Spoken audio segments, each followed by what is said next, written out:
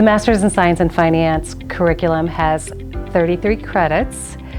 You start with a 3-credit accounting course that can be waived for students who have that background. And from there's 15 core credits and 15 electives. Classes are offered primarily online, but there are some hybrid courses, including the capstone project. The online learning environment for the Master's in Finance program is going to consist of videos, group discussions. It's going to have assignments and quizzes and projects just like you'd expect in an in-person environment.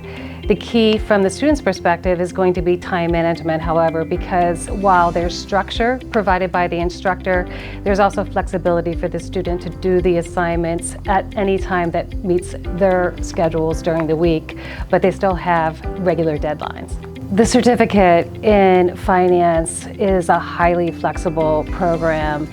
It can stack nicely with the MBA program as a specialization, but it can also be a way for someone to get their feet wet in finance if they're thinking about that, and then later on decide whether or not they want to continue on and go ahead and get their master's in finance. I think students should think about where they want to be in their careers in the long term and focus on the coursework that's going to help to get them there.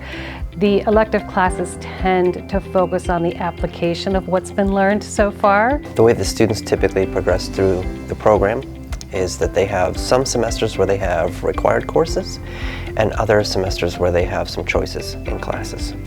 So we will typically spend semester by semester looking at what options they have, whether those are required classes and the formats of those classes, and make the best decision each semester for what makes the most sense for a student. My experience is that the courses that tend to challenge the students the most are those that go beyond memorization, that challenge the students to apply what they've learned in some form of real-world setting. In my courses, I taught the capstone project for the Master's in Finance students, where they take a real-life company that has some very definite deliverables that they want to see. In my most recent experience with this, they forecasted out financial statements for the next 3 years. They did a sensitivity analysis on top of that, and then they came up with a valuation of the company in the event of a sale, and also the structure that sales should be. So these students for this company created the kinds of recommendations that they would want to be making in their real-world job someday. And because of the ambiguity that's inherent in those type of situations, they were initially rather uncomfortable with that assignment, but they grew to have a passion for it by the end of the program, and their final presentations were pretty amazing. Choosing my electives for my program, I really wanted to hit those key financial classes, things that were oriented around finance. And what was nice about Duquesne was that that's what all my electives, so far have been. So they haven't been ones that have been from different programs. It's key financial classes.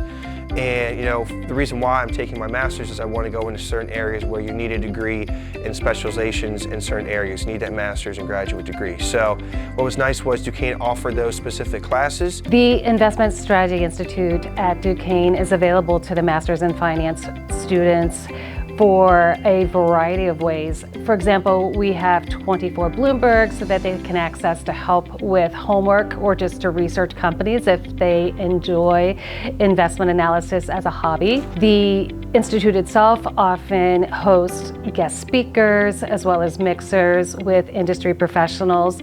Those events are open to graduate students. In fact, we encourage them to attend. We also have several faculty members who are from industry within the ISI who are available to provide advice and mentorship. It's really bridged the gap, in my opinion, between the classroom and the real world. It's more about the real world experiences. A lot of our classes have case studies, guest speakers in them.